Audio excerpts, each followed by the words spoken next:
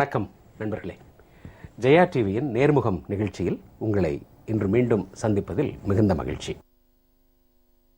தமிழ்நாட்டில் மீண்டும் ஒரு பெரிய கூட்டணியை அமைத்து தேர்தலின் பொழுது தங்களது இருப்பை காட்டிக்கொள்ள வேண்டும் என்பதற்காக திமுக தலைமையில் சில கட்சிகள் முயற்சிப்பதாக கடந்த சில நாட்களாக செய்திகள் வந்த வண்ணம் உள்ளன. இந்த செய்திகளோடு சேர்ந்து தலைப்புச் செய்தியாக மற்றொரு செய்தியும் கடந்த ஒரு வாரமாக வந்து கொண்டிருக்கிறது.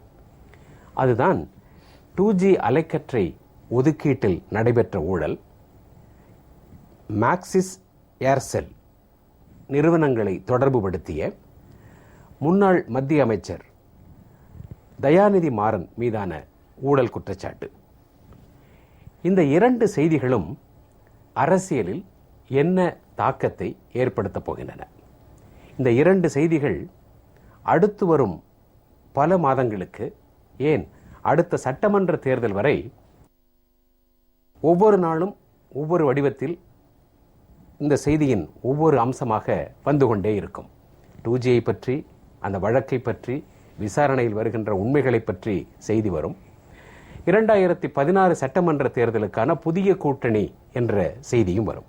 இந்த இரண்டும் எப்படி ஒன்றோடு ஒன்று முரண்பட்டவை அல்லது தொடர்பு கொண்டவை, இவற்றை தமிழக வாக்காளர்கள் எப்படி பார்ப்பார்கள் என்பதுதான் இன்றைக்கு மக்கள் மத்தியில் இருக்கின்ற பரபரப்பான பேச்சு. இது குறித்து தன்னுடைய கருத்துக்களை நம்மோடு பகிர்ந்து கொள்ள தமிழ்நாடு அமைச்சர் திருமதி ப. வளர்மதி இந்த நிகழ்ச்சிக்கு வந்திருக்கிறார். திருமதி ப. வளர்மதி அவர்களை இந்த நிகழ்ச்சியில் உங்களுக்கு அறிமுகம் செய்வதில் மகிழ்ச்சி அடைகிறேன். வணக்கங்க. வணக்கம் சார். 2G விவகாரம் தோன்றிய காலத்திலிருந்தே திமுகவிற்கு ஒரு பெரும் பயம், உள்ளூர பயம், வெளிப்படையாக பயம், மக்கள் மத்தியில் அதற்கு மிகப்பெரிய சரிவு, அவப்பெயர்.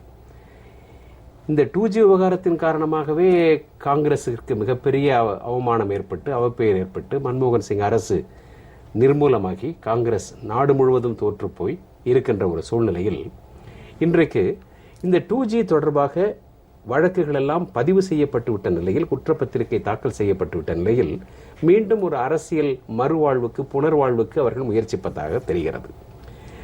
இந்த முயற்சிகளை பற்றி நீங்க என்ன நினைக்கிறீங்க?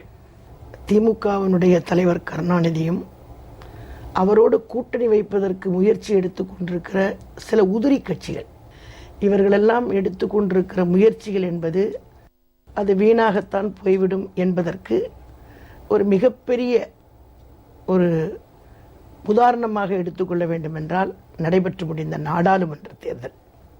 இந்த நாடாளுமன்ற தேர்தலின் போது எல்லாரும் சேர்ந்து, திமுகவும் சரி, டெல்லியிலே இன்றைக்கு வெற்றி பெற்று ஆட்சி அமைத்திருக்கிற பாரதிய ஜனதா கட்சியும் சரி, அவர்களோடு உடன்பாடு வைத்திருந்த தமிழ்நாட்டைச் சேர்ந்த சில சில்லறை கட்சிகளும் சரி, எல்லாரும் சேர்ந்து நம்முடைய மக்களின் முதல்வர் புரட்சித் தலைவி அம்மா அவர்களை எப்படியாவது வீழ்த்திவிட வேண்டும் என்கிற ஒரே நோக்கை மனதில் வைத்துக்கொண்டு எல்லாரும் பேசினார்கள்.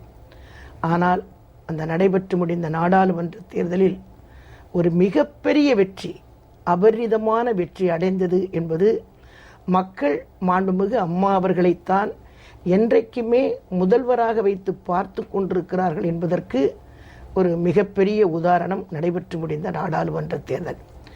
அந்த நாடாளுமன்ற தேர்தலிலேயே புரட்சி தலைவி அம்மா அவர்களை எதிர்கொள்ள முடியாதவர்கள் இனி என்ன கூட்டணி அமைத்தாலும் கூட அது மிகப்பெரிய ஒரு கேலிக்கூத்தான கூட்டணி என்றுதான் சொல்ல வேண்டும். ஒரு திருமண வீட்டிற்கு போனால் கணவனையும் மனைவியும் சேர்த்து வைத்து வாழ வைப்பதற்குத்தான் பேச்சுவார்த்தை நடக்கும், ஆசீர்வாதம் செய்வார்கள்.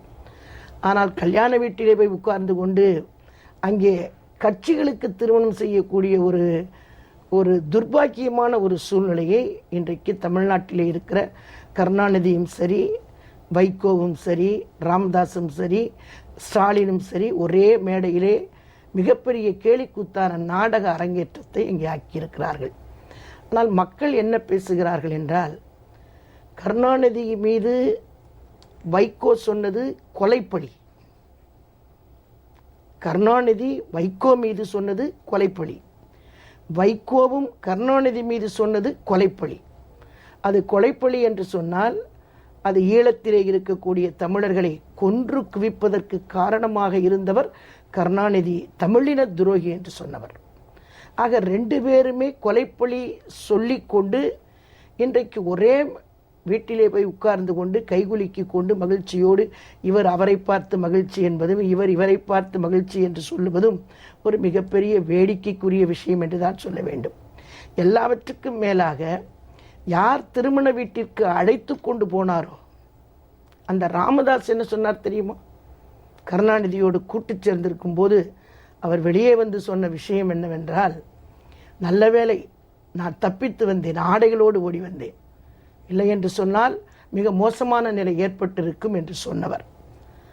இதை இன்னும் சொல்ல போனால் அவர் இனிமேலும் கூட்டு வைத்து கொண்டு அவர் எந்த நிலையிலே தமிழகத்தை விட்டு ஓடப்போகிறார் என்பதற்கு பதில் அவர்கள்தான் சொல்ல வேண்டும்.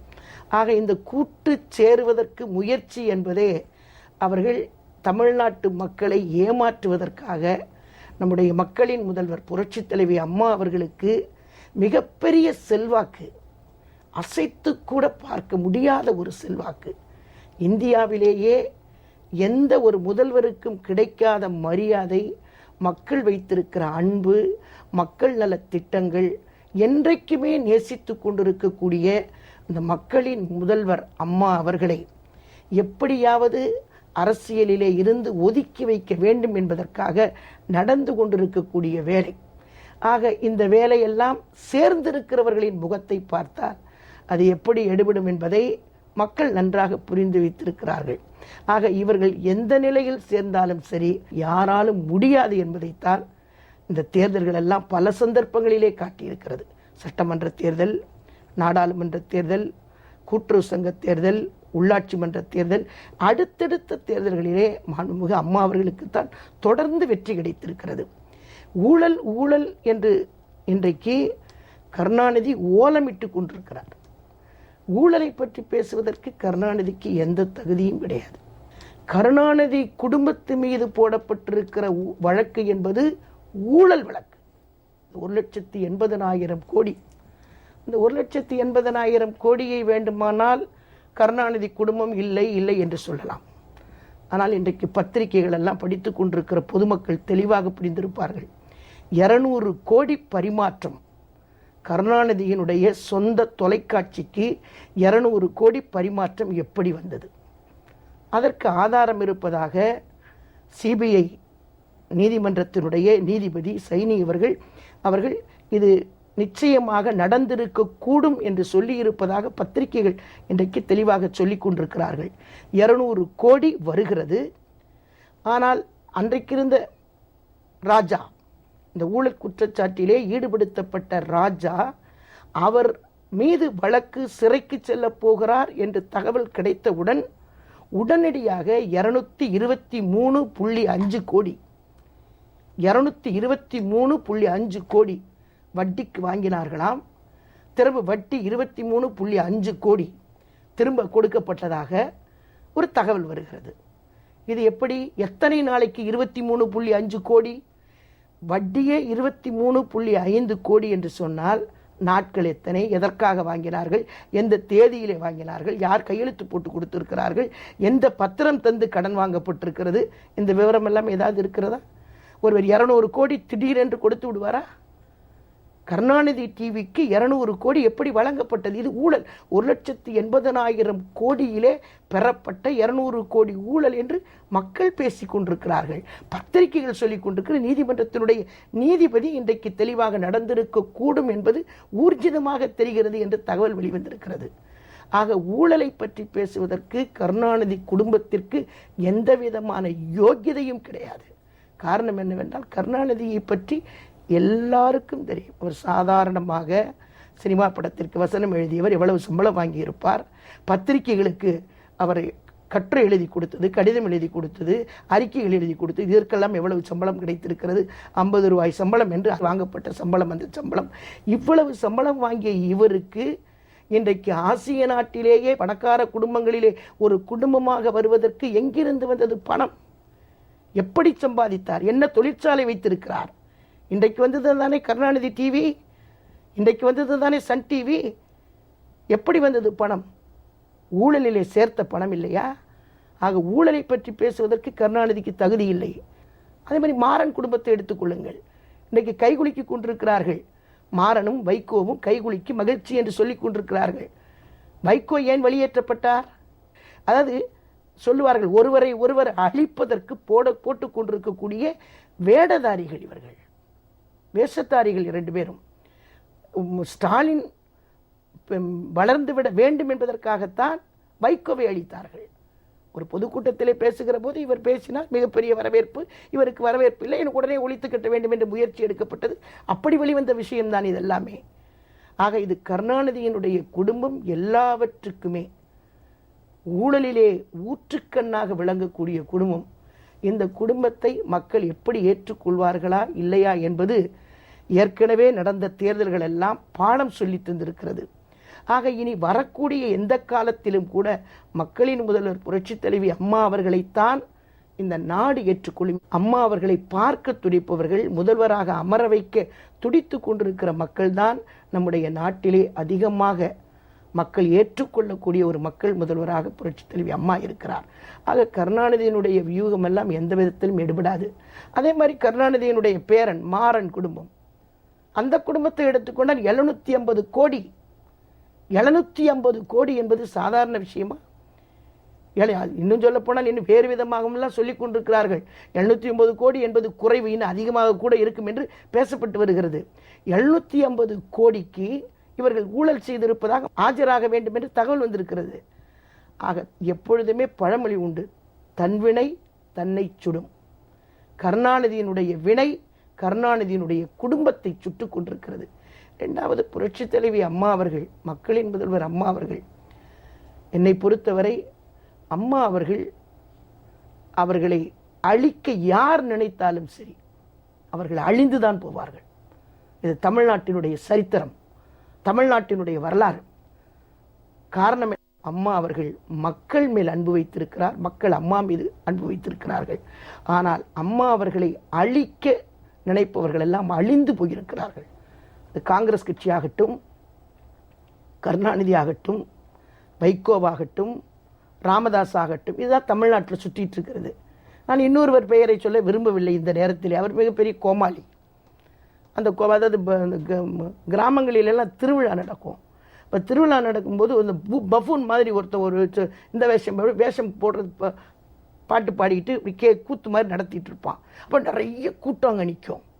எல்லாம் அந்த என்னங்க கூட்டம்னு கேட்பாங்க. இல்லை ஒரு பஃபூன் ஆடிட்டு இருக்கிறாரு, அதில் பார்த்துட்டு வர போகிறோம் அப்படின்னு எல்லாரும் போவாங்க. நிறைய கூட்டம் இருக்கும். அந்த பஃபூன் ஆடி முடித்த உடனே கூட்டம் பூரா போயிடும். அது மாதிரி தான் அவர் பஃபூன். தமிழ்நாட்டினுடைய மிகப்பெரிய கேலி சித்திர பஃபூன் யாருன்னு கேட்டிங்கன்னா அவர் தான். இவர்கள் எல்லாம் ஒன்று சேர்ந்தால் கூட அம்மா அவர்களை அசைத்து கூட பார்க்க முடியாது என்பது என்னுடைய கருத்து. மாண்புமிகு அம்மா அவர்கள் மீது என்னென்ன பழியை சொன்னார்களோ அந்த பழியெல்லாம் திருப்பி அடித்து இவர்களெல்லாம் போகக்கூடிய ஒரு சூழ்நிலை நிச்சயமாக வெகு விரைவிலே தமிழகத்திலே உருவாகும் என்பதை மக்கள் பேசிக்கொள்கிறார்கள். இன்றைக்கு மக்கள் அதை எதிர்பார்த்து கொண்டிருக்கிறார்கள். அம்மா அவர்களுக்கு ஏற்பட்ட நிலைக்கு காரணம் யார், இந்த நிலை வந்ததற்கு காரணம் யார் என்று மக்கள் எங்கு பார்த்தாலும் பேசிக் கொண்டிருக்கிறார்கள். அந்த நிலை திரும்ப வருகிற போதுதான் கருணாநிதியினுடைய குடும்பத்தை பற்றி மக்கள் எண்ணக்கூடிய நிலைமை வரும் என்பதை நான் இந்த நேரத்தில் தெரிவித்துக் கொள்கிறேன். ஒரு தவறுக்காக மக்கள் ஒரு முறை தண்டித்து விட்டார்கள். 2G வழக்கில் அவர்கள் சம்பந்தப்பட்டிருக்கிறார்கள், 2G ஊழலில் சம்பந்தப்பட்டிருக்கிறார்கள். எனவே அவர்களுக்கு சட்டமன்ற தேர்தலில் கடுமையான தண்டனை என்று மக்கள் தந்துவிட்டார்கள். அடுத்து வருகின்ற தேர்தலில் அது மக்களுக்கு மறந்து போயிருக்கும். அலைக்கற்றை என்றாலோ அல்லது 2G என்றாலோ 1,80,000 கோடி என்றாலோ இதெல்லாம் மக்கள் மனசில் நிற்காது. எனவே இந்த 2G ஊழல், ஏர்செல் மேக்சிஸ் ஊழல் இதையெல்லாம் மக்கள் மனதில் வைத்திருக்க மாட்டார்கள், மறந்து விடுவார்கள். இந்த 5 ஆண்டுகளில் புதிதாக பல லட்சம் புது வாக்காளர்கள் வந்திருப்பார்கள். அவர்கள் எல்லாம் அது தெரியக்கூட தெரியாது அவர்களுக்கு. எனவே தைரியமாக மக்களை சந்திக்கலாம் என்ற நம்பிக்கை அவர்களுக்கு இருக்கலாம் அல்லவா? அந்த நம்பிக்கை அது வீணான நம்பிக்கை என்பது அவர்களுக்கு தெரியாது. தெரியும், நம்பிக்கை என்பது அவர்களாக நினைத்துக் கொள்வதுதான். ஆனால் மக்கள் ஏற்றுக்கொள்ள வேண்டுமே. மக்கள் 1,80,000 கோடி என்பது அது எவ்வளவு பெரிய தொகை, எவ்வளவு பெரிய தொகை. கருணாநிதி எப்பொழுதுமே மிகப்பெரிய நடிகர். அவர் அது எது எப்படி இருந்தாலும் கூட ஏதாவது எழுதி மக்கள் மனதிலே இது அது பொய்யே இருந்தாலும் கூட இது உண்மை என்று எழுதி அதை நம்ப வைக்க வேண்டும் என்பதில் முயற்சிப்பவர். அது வெற்றி கிடைக்காது. அவர் எழுதி கொண்டே இருக்க வேண்டியதுதான். அவருக்கு இருக்கிற பிரச்சனை என்னவென்றால், மிகப்பெரிய பிரச்சனை குடும்ப பிரச்சனை. இந்த குடும்ப பிரச்சனையை தீர்ப்பது அது எதிலிருந்து வருகிறது? குடும்ப பிரச்சனை ஊழல். 2Gலேருந்து தான் வருது.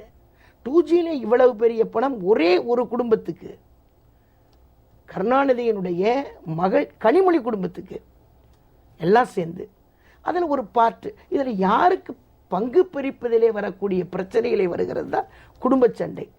இதை எப்படி மக்கள் மறப்பார்கள் என்பது கருணாநிதி எப்படி நம்புவார்? மக்கள் மறக்க முடியாது. மக்கள் மறக்காமல் இருந்த காரணத்தால் தான் மொத்தமாக வெளியேற்றிவிட்டு மாண்புமிகு அம்மா அவர்களை மக்களின் முதல்வராக ஏற்றுக்கொண்டிருக்கிறார்கள். அது கருணாநிதியினுடைய வீணான நம்பிக்கை. அந்த ஊழலிலே இருந்து வந்தது தானே அத்தனை பிரச்சனைகளுமே. கருணாநிதி குடும்பம் இன்றைக்கு சிதறி போயிருப்பதற்கு காரணமே அந்த ஊழலிலே வந்த மிகப்பெரிய பிரச்சனை தானே. அதை தீர்ப்பதற்கு அவரால் முடியவில்லையே. அந்த சூழ்நிலையிலே அவரை எப்படி மக்கள் ஏற்றுக்கொள்ள முடியும்? நிச்சயமாக மக்கள் மறக்க மாட்டார்கள். கருணாநிதி மாண்புமிகு அம்மா அவர்களை பற்றி என்னென்னமோ சொல்லி பார்த்தார், என்னென்னமோ பேசி பார்த்தார். ஆனால் அம்மாவை பற்றி சொல்லுவதை மக்கள் ஏற்றுக்கொள்ளவில்லை. ஆனால் கருணாநிதி குடும்பத்தை சொல்வதை மக்கள் ஏற்றுக்கொள்கிறார்கள். காரணம் என்னவென்றால், அது வெளிப்படையாக மாண்புமிகு அம்மா அவர்கள் என்னை அம்மா என்று அழைப்பதைத்தான் நான் பெருமையாக கருதுகிறேன். எனக்கு தமிழ்நாட்டு மக்கள்தான் எனக்கு முக்கியம், எனக்கு இதை தவிர வேறில்லை என்று அம்மா அவர்கள் அடிக்கொரு தடவை மிக முக்கியமான சந்தர்ப்பங்களிலே எல்லாம் அம்மா அவர்கள் முழங்கி இருக்கிறார்கள். இதை மக்கள் ஏற்றுக்கொண்டிருக்கிறார்கள். ஆனால் கருணாநிதி அப்படி சொல்ல முடியாதில்லை, சொல்ல முடியாது. இன்றைக்கும் கருணாநிதி என்னென்ன, கருணாநிதியினுடைய பெரிய பையன், சின்ன பையன், மருமக, பேரன், எவ்வளவு பெரிய அந்த ஊழலுக்கு பார்த்தீங்கன்னா கிளைகள் உருவாகியிருக்கு. சில தலைவர்கள் ஒரு 2-3 வாரங்களாக பேசினார்கள். அவர்கள் ஊழலில் இருந்து இந்த நாட்டை காப்பாற்ற வந்தவர்களைப் போல பேசினார்கள். பிறகு இப்பொழுது அதை பற்றி பேசுவதற்கு பதிலாக புதிய கூட்டணி என்று அதற்கான எப்படி ஆரம்பிக்க வேண்டுமோ அப்படி அந்த பல்லவியை ஆரம்பித்திருக்கிறார்கள். இந்த ஊழல் குற்றச்சாட்டை மற்றவர்கள் ஓங்கி ஒலித்து பேசியது போக இப்பொழுது அதை அடக்கி வாசிப்பது கூட இந்த ஊழல் குற்றச்சாட்டு கருணாநிதி குடும்பத்தினர் மீது மீண்டும் பெரிய அளவில் வந்து இறங்கும். அப்பொழுது இவர்கள் அதிலிருந்து தப்பிப்பதற்கு இயலாமற் போகும். எனவே அதை பற்றி இப்பொழுது பேச வேண்டாம், வேறு ஏதாவது பேசுவோம் என்று நினைப்பதுதான் காரணமா? அது இவங்க மக்கள் மத்தியில் மறுபடியும் எழுந்து வந்துடணும் அப்படின்றதுக்காக ஒரு நடிப்பு. நான் இப்பவும் சொல்கிறேன், அது ஒரு நடிப்பு. கருணாநிதியாக இருந்தாலும் சரி, வைகோ, ராமதாஸ், எல்லாரும், ஸ்டாலின், எல்லாரும் ஒரே மேடையில் நின்னா கூட அது நடிப்பு. ஏற்றுக்கொள்ளக்கூடிய சூழ்நிலையில் மிகப்பெரிய கேவலம், அவமானம், அசிங்கம். மறுபடியும் இவர்கள் கூட்டு சேர்ந்து ரோட்டுக்கு போனால் எப்படி இருக்கும்? மக்கள் ஏற்றுக்கொள்வார்களா என்று எப்படி ஏற்றுக்கொள்ள முடியும்? வைகோ பேசாத, கருணாநிதி மீது பேசாத ஊழல் குற்றச்சாட்டா? ராமதாஸ் பேசாத ஊழல் குற்றச்சாட்டா? கருணாநிதி உட்கார வைத்துக் கொண்டு ராமதாஸும் வைகோவும் என்ன பேச போகிறார்கள்? மிகச்சிறந்த நிர்வாகி கருணாநிதி, ஊழலே செய்ய மாட்டார், கை சுத்தமானவர் பேச போகிறார்களா? அப்படி பேசினால் ஏற்றுக்கொள்வார்களா? யாரும் ஏற்றுக்கொள்ள மாட்டார். என்ன வைத்து பேசுவார்கள்? என்ன கருத்தை வைத்து பேச முடியும்? ஒரு நடிப்பு. அது ஒன்று என்ன நினைத்து கொண்டார்கள் என்று சொன்னால், மக்களின் முதல்வர் புரட்சித் தலைவி அம்மா இல்லை என்று சொன்ன உடனேயே ஆட்டம் போட்ட அத்தனை பேரும் அம்மா சென்னைக்கு வந்து விட்டார் என்று சொன்ன உடனே பெட்டி பாம்பாக அடங்கி போய் கிடக்கிறார்கள். அம்மாவை பார்த்து அலறி கொண்டிருக்கிறார்கள். காரணம் என்னவென்றால், இதெல்லாம் ஒரு நடிப்பு. தமிழ்நாட்டில் மறுபடியும் எப்படியாவது கால் ஊன்றி விடலாம், இன்னும் 1,80,000 கோடியோ 90,000 கோடியோ நமக்கு கிடைச்சதுன்னா அதை மொத்தமாக கொள்ளையடித்து இன்னும் வேறு வரைக்கும் கொண்டு போயிடலான்றது அவர்களுடைய கணிப்பு. ஆனால் அது நிச்சயமாக நடக்காது. மாண்புமிகு அம்மா அவர்கள் சொல்ல மாட்டார், சொன்னால் செய்யாமல் விடமாட்டார். அதுதான் அம்மா. இது ஒரு மாயை. மக்கள் மத்தியில் ஒரு மாயையை கொண்டு வர்றாங்க. எல்லாம் ஒன்றா சேர்ந்துருக்காங்க, மிகப்பெரிய. அதை தான் நான் முதல்ல ஆரம்பத்திலே சொன்னேன். நீங்கள் நாடாளுமன்ற தேர்தலில் எல்லாரும் என்ன சொன்னாங்க? அம்மா மட்டும்தான் சொன்னாங்க. தனித்து போட்டியிடும் அனைத்து இந்திய அதிமுக எல்லாம் கூட்டணி, பெரிய கூட்டணி. அவர் போகிறாரு, இவர் போகிறாரு, இவர் போகிறாரு, அவர் போகிறாரு, அவர் போகிறாரு, அவர் போனாங்க, கூட்டம் இப்படி எல்லாருமே சொன்னாங்க. ஒரு மாயை. ஆனால் அம்மா மட்டும்தான் சொன்னார். தனித்து தான் போட்டி, தைரியமாக சொன்னார். முதல்ல பிரச்சாரத்துக்கு போனாங்க, முதல்ல வேட்பாளர் பட்டியலை அறிவிச்சாங்க, தனித்து போட்டின்னு சொன்னாங்க. அவங்களுக்கு மட்டும்தான் அந்த தைரியம் வரும். இவங்களால் யாராவது சொல்ல முடிஞ்சிச்சா? சொல்ல முடியாது. அம்மா மேலே அம்மாவுக்கு நம்பிக்கை இருக்கு. இதுதான் நடக்கும் அப்படின்றது அம்மாவுக்கு தெரியும். வெற்றி நிச்சயம்னு அம்மாவுக்கு தெரிஞ்சதுனால தான் அம்மா இத்தனையும் பண்ணாங்க. இது இவங்க எல்லாருமே இப்படி எல்லாம் சேர்ந்துட்டா ஒரு மாயை. இன்னும் ஒரு விஷயம் சொல்ல விரும்புகிறேன். அந்த வைகோ பார்த்தீங்கன்னா, ராஜபக்ஷ கிட்ட போய் பரிசு வாங்கிட்டு வந்த கனிமொழியை பக்கத்தில் உட்கார வச்சுக்கிட்டு வைகோ என்ன பேச போறாரு? என்ன பேச போறாரு? பேச முடியாது. பரிசு வாங்கிட்டு வந்த ராஜபக்ஷ கிட்ட பரிசு வாங்கிட்டு வந்த கனிமொழியை பக்கத்தில் உட்கார வச்சு, கருணாநிதியை பக்கத்தில் உட்கார வச்சுக்கிட்டு அனுப்பி வச்சவர் கருணாநிதி, போனவங்க கனிமொழி, பக்கத்தில் வைகோ. ஈழத்தமிழர்களை கொன்று குவித்த ராஜபக்ஷை வெட்டி வீழ்த்துவேன் இவர் பேச முடியுமா? பேச முடியாது. அப்படி பார்த்தா பரிசு வாங்கிட்டு வந்த ஒன்னையும் வீழ்த்துறேன் என்ற அர்த்தத்தில் தானே பேச முடியும். இது எப்படி? அது ஒரு வளையத்துக்குள்ளே சிக்காத ஒரு கூட்டணி. கருத்து ஒன்று, ஒருமித்த கருத்தோடு இவர்கள் என்ன சொன்னாலும் அது நிச்சயமாக எடுபடாது. 2G விவகாரத்தில் ஆரம்பத்தில் சிஏஜியினுடைய அறிக்கை வந்த உடனே இது ஊகத்தின் அடிப்படையில் சொல்லப்படுகின்ற இழப்பு, இந்த 1,80,000 கோடி 76,000 கோடி என்பது நடந்திருக்கலாம், இது வந்திருந்தால் இப்படி இருந்திருந்தால், அது அப்படி ஆகியிருந்தால் இப்படி ஆகியிருக்கலாம் என்று பல்வேறு யூகங்களை கொண்டு இவ்வளவு தொகையை கணக்கிட்டாங்க என்றெல்லாம் சொல்லப்பட்டது. அதை மக்கள் இப்படி கூட இருந்திருக்குமோ என்று கூட ஒரு செக்ஷன் ஆஃப் பீப்புள் நினைச்சிருக்கலாம். இப்பொழுது வந்திருப்பது என்பது, இப்பொழுது குற்றப்பத்திரிகை தாக்கல் செய்யப்பட்டிருப்பது என்பது, மும்பையில் இருக்கக்கூடிய ஒரு ரியல் எஸ்டேட் அதிபர் 2G ஒதுக்கீடை பெற்று அவர் கலைஞர் டிவிக்கு 200 கோடி ரூபாய் பணம் கொடுத்து, பிறகு இது வழக்காகி அந்த ரியல் எஸ்டேட் அதிபருடைய அந்த லைசன்ஸ், அவர் வாங்கின 2G லைசன்ஸ் உச்சநீதிமன்றத்தால் தள்ளுபடி ரத்து செய்யப்பட்டு, பிறகு இந்த வழக்கெல்லாம் நடைபெறுகிறது என்ற சூழலில் இந்த பணத்தை வட்டியோடு திருப்பி கொடுப்பதாக அங்கே கொடுக்கப்பட்டு, இது சட்டவிரோத பண பரிமாற்ற நடவடிக்கை என்று சொல்லி அதில் அடிப்படை உண்மை இருப்பதாக இந்த நீதிமன்றம் நினைக்கிறது என்று சொல்லிதான் இப்பொழுது வழக்கு ஆரம்பித்திருக்கிறது. பல்வேறு விஷயங்களில் ஒரு மூத்த ஸ்டேட்ஸ்மேன் போல, பெரிய தேசிய தலைவரை போல கட்டுரைகளும் கவிதைகளையும் கடிதங்களையும் எழுதி கொண்டிருக்கக்கூடிய அந்த தலைவர் இந்த விவகாரத்திற்கு ஒரு கேட்டகரிக்கலான ஒரு பதில் சொல்ல வேண்டும் அல்லவா? தவறு செய்திருக்கும் போது எப்படி சொல்ல முடியும்? அதில் முழுக்க முழுக்க தவறு அதான் முதல்ல இது 200 கோடிக்கு முதல் பதில் சொல்லி எப்படி வந்தது? எப்படி இந்த மாதிரி வரும்? அது ஊழல் பணம் தான். அதாவது அவருக்கு எப்போவுமே கருணாநிதிக்கு அந்த உண்மையை மறைச்சு அந்த ஒரு வர்ணஜாலம் பண்ணுறதுல ரொம்ப கெட்டிக்காரர் அவர். அந்த வர்ணஜாலம் இது அவர் சினிமாவிலேயே நிறைய தடவை சொல்லியிருக்கிறாரு, கொள்ளையடிப்பது என்னுடைய கலைன்னு. இது கருணாநிதிக்கு இந்த கொள்ளையை மறைக்கிறதுக்கு என்னென்னலாம் சொல்ல முடியுமோ அதெல்லாம் சொல்ல தெரியும். அதை இன்னைக்கு சொல்லலை அவர். சம்பளத்துக்கு நாடகத்துக்கு வசனம் எழுதின காலத்திலே சொல்லிட்டார் அவர்.